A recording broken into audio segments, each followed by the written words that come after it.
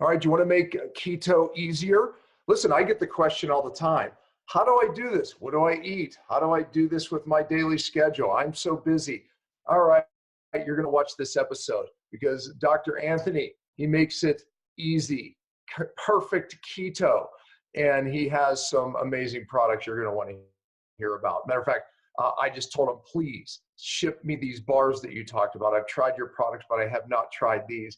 When I go to Whole Foods or health food stores, there's not a bar that I can eat when I'm in ketosis. Well, these you can.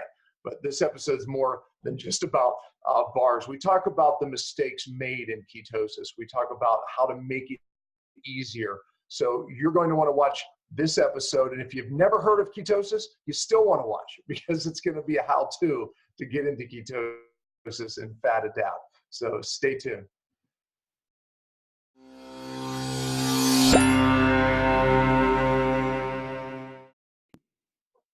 Hello, everyone. Welcome to Cellular Healing TV. I'm Ashley Smith, and today we welcome Dr. Anthony Gustin, who is the CEO and co-founder of Perfect Keto, which is one of the fastest growing nutrition companies that help make low-carb lifestyles easier. He's also the founder of Equip, a whole food-based supplement line that was voted best supplement company by Paleo Magazine. We will link to both of those in our show notes. Dr. Gustin is an industry expert on helping people succeed at the ketogenic diet and lifestyle. He's a functional medicine practitioner and holds a master's of science and doctorate in chiropractic. His mission is to help as many people as possible achieve optimal health and well-being through movement, nutrition, stress management, and sleep. I can honestly say we cannot wait to hear more. So let's welcome Dr. Gustin and, of course, Dr. Pompa. Welcome, both of you. Thanks for having me. Yeah, I'm glad to have you here on this topic because many people are doing keto wrong. So we're going to make sure we do the perfect keto. Yeah. That's the name of your company.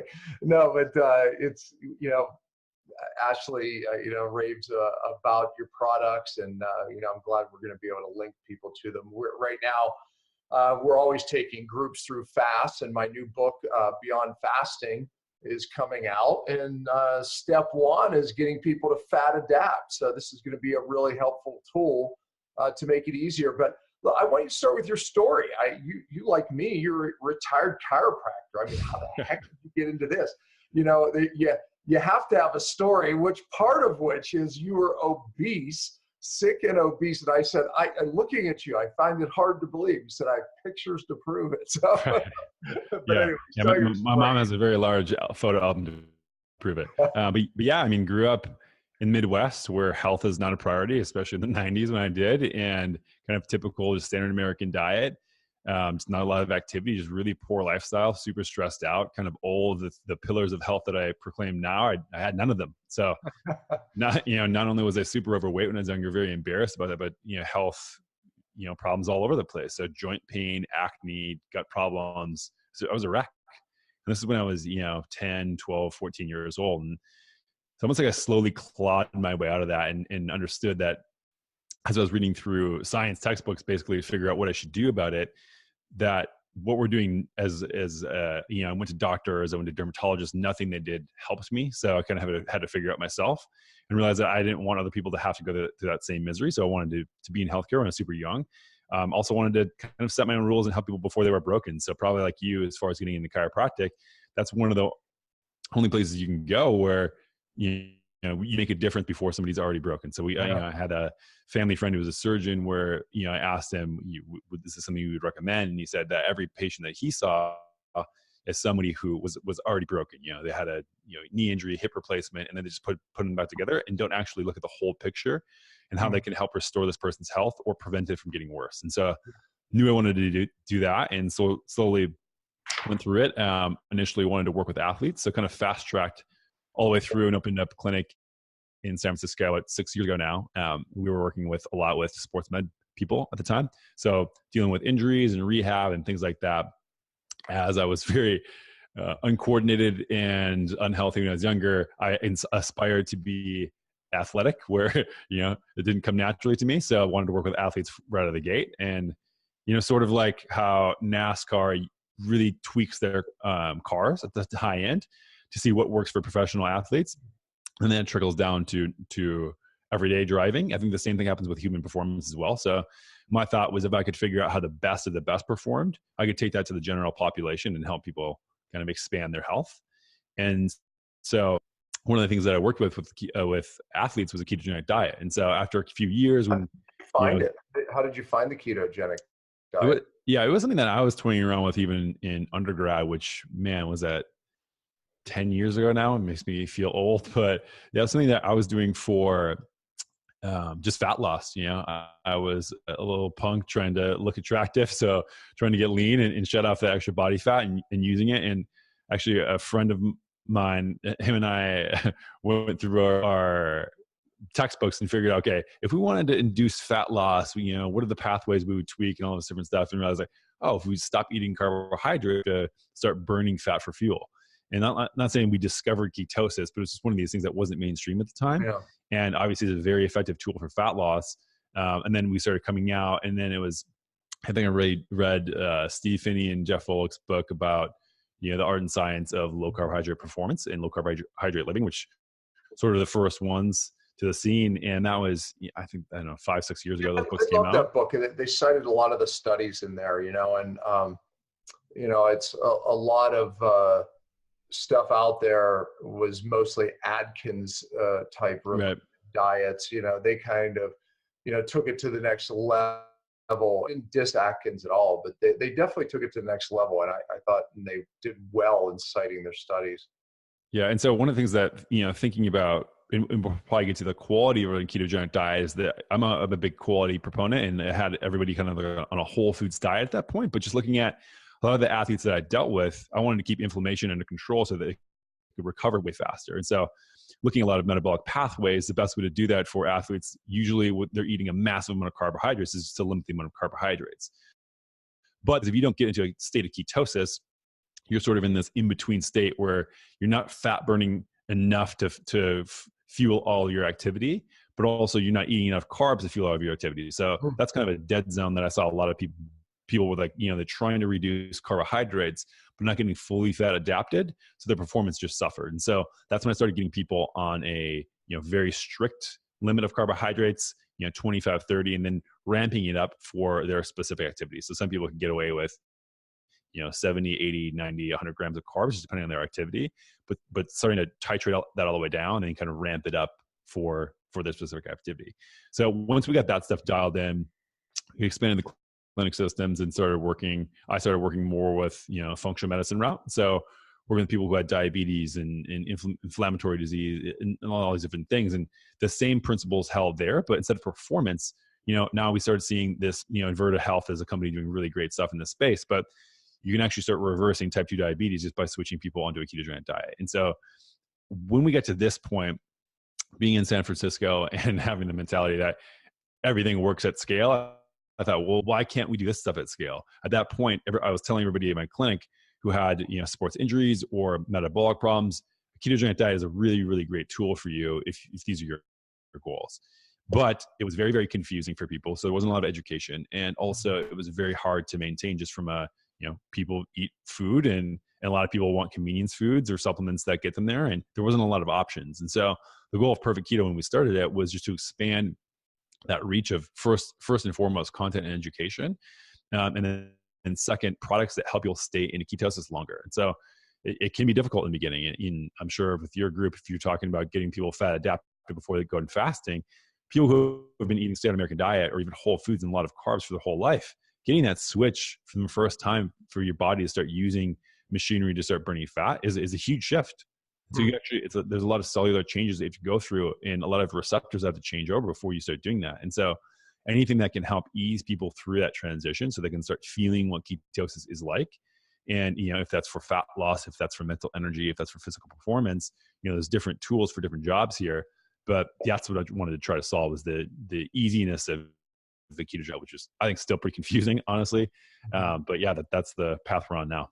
Yeah. Okay. So let's, we get new viewers too. Let's give the basics on how to get into ketosis.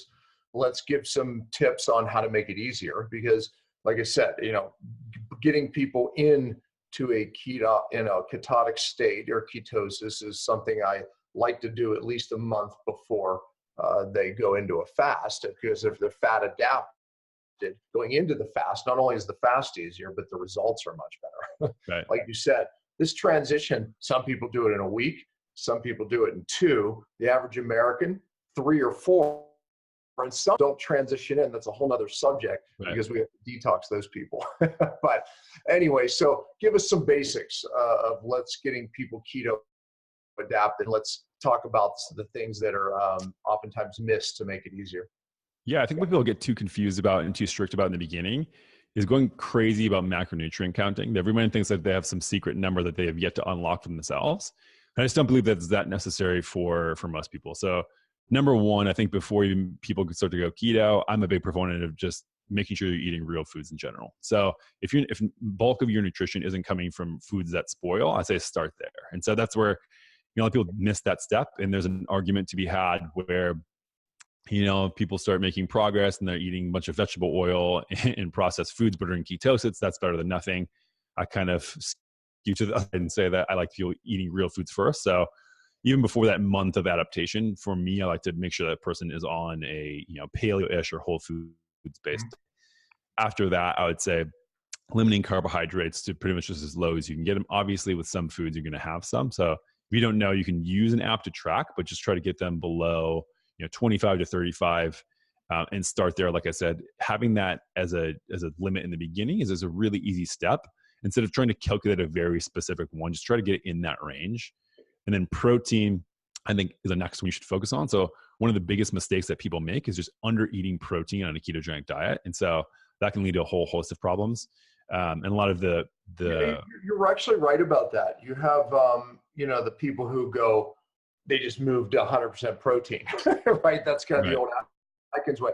But today I find the problem, what you just said, people think of ketosis is a high fat diet. Really what puts you into ketosis is low carbohydrate. Right. So people are always like, what are my macros? I'm like, look, just get your carbs down below this. Don't, just Google things for a few days and you'll kind of have an idea. Don't overcomplicate it. But people do, they move to such high fat diets that oftentimes, you're right, they actually go lower on protein. Yeah, and fatten in a very high amount and an unlimited amount. Like a lot of people think they can have just guzzling MCT and olive oil all day long can actually be pretty inflammatory. So I'm not a huge fan of excessive and unnecessary fat. And the truth be told, if you have a lot of body fat on you, you can use that for fuel too. So you don't need to be adding a lot of it on your plate.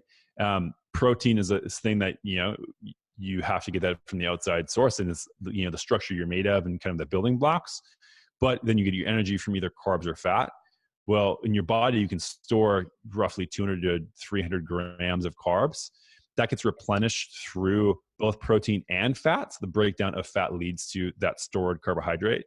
But with your fat, a pound is 454 grams, and a lot of people have many, many pounds of body fat on them, so they can burn way more fat than they can burn stored carbohydrate. And so this is one of those things where once we get fat adapted, in the beginning, limiting carbohydrates, make sure protein is adequate. So what I recommend for people is at least 3 palmful, like take your palm in your hand and trace that out, cut your fingers off, cut your wrist off, and get 3 of those of some sort of animal product a day.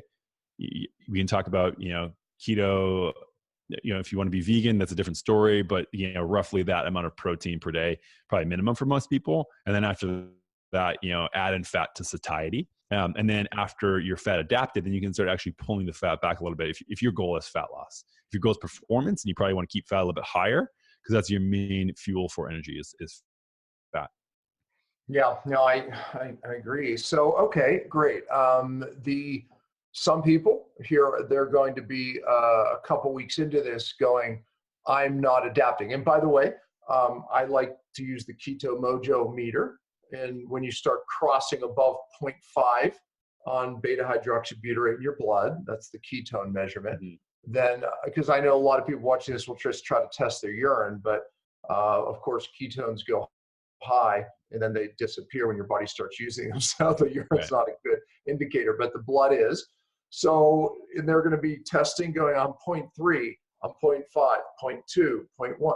They're not getting in. What are some of the issues that they could be having? Why they're not adapting in a typical time period say 2-3 weeks. Yeah, like you said, some of it is just an individual variance. And so one of the things you can do to speed some of that up is just get a little bit more physical activity. So if your body has a higher demand for energy and your body now has a new fuel source, which you must get energy from, you're going to start changing over your cellular machinery a little bit faster than if you were before. So what I'd like to recommend for people where their activity levels are at is, a lot of people just go out for a walk while fasted. So if you don't eat anything, you can't be using that as energy. So your body has to run its own stored energy. So if you get up in the morning, you haven't eaten yet, just go out for an hour-long walk or a jog or anything that you can manage yourself, which will speed up the adaptation period. I've seen people, even doing that, waiting and doing some intermittent fasting and then doing like a walk or some aerobic activity midday. And that seems to really start notching people towards where they want to go. So that's a big one as well. Yeah, no, exactly. And what about electrolytes? That's a big deal. We know that people that aren't getting enough light, you lose a lot of electrolytes, and that literally can affect you moving in ketosis and just plain old feeling bad or just burning muscle instead of fat. Yeah, electrolytes is probably the biggest thing that people don't understand they need to add back in. So when you stop eating carbohydrates, your insulin goes low. When your insulin goes low, you start basically peeing out more of your electrolytes than you normally would, especially in this adaptation period. Sort of, in the beginning drops off a curve, then starts leveling up a little bit. But in the beginning, it's really, really important that you start adding in, especially a lot of sodium. And people freak out still about, in addition to cholesterol and eggs, which is a myth that's been busted, but people, still have that stigma. Sodium being high is one of these things where there's a U-shaped curve for that. If you don't get enough sodium, that's a huge problem. If you get way too much, like in the order of 15, 20 grams a day, that's also too much. But the sweet spot is way higher than most people would assume. And so that it gets even higher, and that U-shape gets pushed to the right if you're on a lower carb diet. So I haven't seen as much with people getting troubles with their levels going up of blood ketone levels, but for sure this is the main problem with the quote unquote keto flu and people feeling terrible when they switch to a ketogenic diet. This is because your body doesn't have very simple things to carry out cellular functions. And so you start going to basically a base level operating system, which is not a fun place to be, and you're not thriving as a human being. So, what I would recommend is people at least increase, 1 to 2 grams, if not more if they're physically active, sure. And if they're in a hot climate with humidity, for sure, of sodium, and then as well, some magnesium and potassium. And so one of the things too that I don't think is like some people promote as a magic fat loss supplement, which is not, but having exogenous ketones, the salt-based form, you get a lot of those extra salts as well. So exogenous ketones are when you take a ketone molecule, which is what your body should be using for energy, and you pair it with these electrolytes. And so then if you, in the beginning, when you're drinking this stuff down, your body goes, oh, this is what a ketone is. This is how I should be using it. It helps ramp up that period of adaptation. Yeah, so you're saying that's a good time to biohack with an exogenous, meaning from the outside in ketone. Right. And more of these products are popping up. My concern with later taking them and people staying on them is, they feel better when they take them, then they tend to want to stay on them. Just like anything, though, if you take a lot from the outside in, you could slow your body's own production of a ketone. Well, if you think what that means, your body makes ketones when it burns your body fat, right? So it burns fat, it makes ketones. Well, we could slow that down. And I think they are showing that actually can happen. So if you're taking ketones, your body will make less of them. But in the beginning, I think you're right. I think it can actually help you adapt to them, because a lot of people, your blood levels of ketones will go up. But you say, gosh, I still have brain fog. I still don't feel great. You're not even adapted to using the ketones yet. It takes some time. Yeah. And to be very clear, these things are called supplements for a reason. So they should be added on for specific purposes and not relied on as foundations of a lifestyle or a diet. And so this is where I think people get confused and think they must have this stuff every single day. For sure, they can be helpful at times. And I still take them. For instance, I had some before the show just because I want to be mentally on point. And so for me, when I'm in nutritional ketosis, just eating food, I get to about 0.8 millimolars in my bloodstream. My body's using ketones efficiently. But when I pop it up to kind of a super physiological dose and add in a scoop or two of exogenous ketones, then my brain function really gets kicked into another level. And so I just have excess ketones running in my bloodstream at that moment. And then I can start using more and more and more for what I like most of it, not for physical performance or weight loss, but I like it for the mental capacity boost. Yeah, and athletes biohack with them to Totally. give themselves that more energy. You know, they're going to do some type of performance. If you jump your ketones up, you know, you're affecting your immediate energy. Yeah, and again, not a magic fat loss supplement at all, but I mean, if you could take it, for instance, in the morning and delay eating a large meal for a couple hours because you have a little bit more energy, then I mean, can be effective. So sort of extending a fast. I mean, I get this question all the time of, you know, what breaks a fast, and you know, there's many different theories out there. And I guess it depends on why you're doing a fast, but if you're doing it to decrease inflammation and lose some body fat, I think this is a really effective strategy to sometimes use some beta hydroxybutyrate or ketone salts in that interim period of time. So, you know, your company, one of the things I love is your company. I don't know if it was created for this purpose, but making ketosis easier. You know, talk about that. You know, talk about some of the products that you've created that make this easier. I mean, because that's obviously what people want. Yeah, of course. I mean, first and foremost, like I said before, where we started is education. So that's where before we had any products, we had blog posts, ebooks, things like that. And, you know, it's been almost 2.5 years and we have had over 100 million page views and hundreds of articles posted.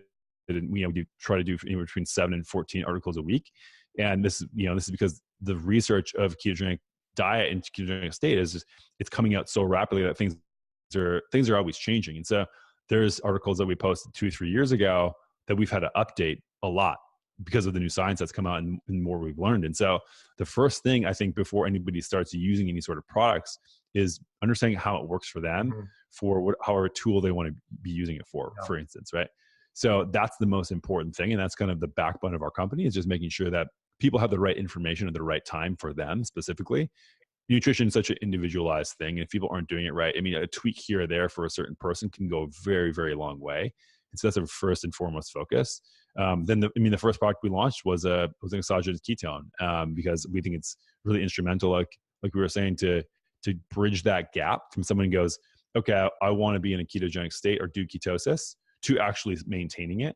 Number one, you get a feedback loop. So you get to take it and go, oh, this is what ketosis is like. And this is how I feel: higher energy, better mental focus, better physical performance. And then that convinces somebody like, oh, ketogenic diet might be something I want to try longer term. And I just think it's super, super helpful. And then after that, I mean, a lot of what we did after that was just basically listen to our customers that we had about what struggles they were having with the ketogenic diet. And so that kind of ran the gamut between, you know, different protein-based supplements and different MCT oil putters, all the way now to we're really focusing on food products. Because as we go, you know, and people walk around a grocery store and they look at, for instance, a bar aisle. And so you have a bar aisle and you have people who say, you know, this bar is low carb or keto friendly. Well, it turns out I've tested every one of these bars on myself with the continuous blood glucose monitor. So is my team. They are not keto friendly. They all spike your blood sugar, you know, 50, 60, 70, 80 points for 2-3 hours. Because that's what makes them good, meaning taste good, right? It's right. And so this is the problem though. I mean, we can just say on packaging, this thing is low carb or keto friendly by doing some tricks of the nutritional facts panel. But it turns out they're using really refined starches and fibers that act just like a corn syrup in your bloodstream. And so we're trying to go after these segments now and provide people opportunities to have products that taste good, that are convenient, that are tested to not raise your blood sugar for 80 points for 3 hours. And so that's kind of the route we're going now. And so recently we just launched a big bars line. And so, I mean, that's stuff, you know, we surveyed people over and over and asking them where they had problems, and people wanted, you know, high protein, moderate fat bars that were actually keto compliant. And so we had to do the hard work. It took us almost 2 years to launch it because we had to actually do the ingredient sourcing and make an ingredient from the fiber that doesn't spike your blood sugar, that can hold the bar together. So that was a nightmare, but I mean, people love them because you know, we've actually done the work and tested. What's the name of the bark? And I'm sure we're going to provide some links here to lead people to the products. from here directly to your site. And we have an affiliate and we have a discount code you can use. But what's the name of them? Yeah, so they're just Perfect Keto Bar. So pretty easy to remember. Yeah. So but they're not out there yet in Whole Foods. No, so just online right now. So on our own website and Amazon. So I mean, to get into retail, I mean, our bars are very expensive to make because we have this novel ingredient that is really, really expensive. And so if we were to go into Whole Foods, we'd have to charge $5 a bar right now. And so as we grow and we go that route, I think that we'll have some economies of scale where we can start bringing the price down. But going direct to consumer, we don't have to, pay Whole Foods' giant margin and distributors and brokers and all that type of stuff. And so it's challenging to get distribution on products that are of very high quality and low margin. Yeah, exactly. I mean, but when you go to Whole Foods and you look at the bars, I've been there, reading every ingredient, going, no, and I can tell you there's none that I eat. So anyway, so. Now I have the opposite problem now where the bars are so good. My girlfriend and I have conversations about keeping them out of the house or in the freezer so we can't eat them as fast as possible. So it's been a challenge, but a good one. Yeah, that's a good product. I'd have to say the bar is the key, right? I mean, people always want a keto-friendly bar. And to date, I've always said there is none. So yeah, until now. You're changing my mind. All right, great. So, what are some of the other, I agree with you though, the food products are really critical because it has to be easy for people, right? And it has to be healthy for you and I mean, meaning our standard, right? So there's easy products out there, but they're not necessarily healthy, but easy and quality is the challenge. And that's where you're kind of filling the gap with your company. Yeah. I mean, I think that the ideal thing is that people eat meat and vegetables and eat whole foods, but the reality is that's not the most sustainable thing for most people. I mean, this is for me. I always go. It's so easy for me. I eat meat and vegetables. Right, totally. It's like but yet, with this conversation is what people want. It's like because they want those quick and easy things. That's what they're used to, right? But the problem is making them healthy. So you're kind of filling the gap, not for someone like myself, but you're filling the gap for the average person. That's for sure. Yeah, totally. And this is where you need to create a bridge from where people are at and where they go. And so people are eating a lot of packaged foods that are terrible for you. So I want to make alternative options that are actually healthy for you and then show them over the time that, you should probably be eating, not to put ourselves out of business for any reason, but you should probably eating more real foods and less packaged things. And I think that's my ultimate goal here. Yeah. So what are some of the other products you created in this? Yeah, another one is a macadamia nut butter that has MCT oil in it. And so instead of having hydrogenated, oils in really low quality nuts, we use raw macadamia nuts and blend that up with raw vanilla bean and MCT oil, which is probably the most delicious thing ever. It's seriously like liquid crack. It's incredible. So that's another one. So another food product. Another one would be keto coffee. So we had a lot of people who were saying, I make this bulletproof style coffee in the morning. It's such a mess. I hate having to do it. I have to prepare all the time and, bring a blender with me and all this different stuff. So we have super high grade organic instant coffee with MCT oil powder in a to-go pack. That way people can take when they're traveling and have kind of intermittent fasting extension in the mornings without having to, make a mess and carry tons of ingredients around with them. Yeah, no, those are great products, man. I can see why your company's taking off, Yeah, I think it fuels about 80% of our work at the office is Perfect Keto products. Yeah, I would imagine those are big sellers. We're going to sell a lot of them. I mean, it's like, because those are the products people want, right? And they want it to be easy. Well, you did it, man. You made it easy. That's for sure. Yeah, and again, we've just listened to people and what they've wanted, and so we haven't tried to trick people into buying certain products. We've just asked people what they want, and we just try to make a keto compliant version of it. So we have R&D going on. I think 15 active products right now to extend more into food, and yeah, it's certainly a challenge, but it's one that's we love taking on. Yeah, that's awesome. Yeah, that's it's going to be a resource, and I'll give it to my fasting group as well as I'm moving them into this ketonic state, fat adapting them to benefit from their fast. Your products are going to be a blessing. There's no doubt about it.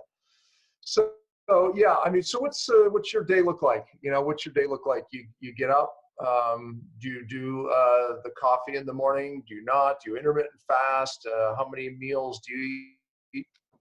Yeah. So I get up and I try to keep the morning slow. And so that doesn't always go as planned. But what that looks like for me is a little bit of journaling, meditation, and then I have a matcha. So I don't do much caffeine, as much caffeine as I have, or decaf coffee. Just so much stress going on with that. I try to keep, stressful food compounds out of my body for now. And so do that and then get some movement in. So I try to do, some gymnastics work or some strength training in the morning. If I have some time, then I'll also hit an infrared sauna after that. I will usually never eat before this type of stuff. Then after that, if I'm really hungry, then I'll eat. And if I'm not, then I won't. And that's kind of how I approach fasting. And so, yeah, pretty intuitive. And so I know a lot of people are very, very strict and say, I don't eat every day until this time or that time, but I just tend to listen to my body. I think that especially fasting through periods where you're actually really hungry is really stressful for your body. And right now, I think that can be good at certain times. For me, for right now, I have enough stress in my life that I don't need to be adding on external. Right. I mean, certain times getting fat adapt, you may have to do it, but totally all the time chronically, it's not good. Yeah, and for me, like I'm taking a lot on right now as far as work goes, and I'm not trying to push through a lot of these other stressful times, and so I want all that stuff reduced. And so if I'm hungry, I'm going to eat. If my goal though was to fat loss, then I would just push through that, and I would kind of cater things towards that. And so I think the most important thing that when people, especially when they hear other people's ways they approach their days, is just understand that my goals may differ wildly from yours. Mine are primarily to just feel good and have high energy so I can work throughout the day and have high amount of mental focus. So those are my two main goals. So I don't have really a performance goal, I don't have a fat loss goal, and I'm not treating a disease state. These are things that are not on top of my bucket list. So they're not things that I prioritize or set up my day for. But yeah, so after that and after the movement stuff, I may or may not eat. But other than that, it's usually starting to work. So hit some sort of MCT oil powder or ketones and just crank for a while and try to prep for the day, which is usually a very long one. Man, a day of a business owner, what you just described, a healthy one. That's great. Yeah, I try. Yeah, well, listen, we thank you for the products you've created and the ones you're creating. It will make a lot of lives easier. You managed to do it having them healthy, which is a testament to your company. But that's why you're here. We seek out the best, man. It's like, so that's why you are here. Appreciate it. Yeah, absolutely. And we'll provide those links that link you to the products that we mentioned, that Dr. Anthony mentioned. But Dr. Anthony, thank you. You made it simple, and that's really good. So thank you for being on the show. We appreciate what you're doing. Thanks for having me. Yep. Well, that's it for this week. We hope you enjoyed today's episode. This episode was brought to you by Cyto Detox. Please check it out at buycytonow.com. We'll be back next week and every Friday at 10 a.m. Eastern. We truly appreciate your support. You can always find us at cellularhealing.tv, and please remember to spread the love by liking, subscribing, giving an iTunes review, and sharing the show with anyone you think may benefit from the information heard here. And as always, thanks for listening.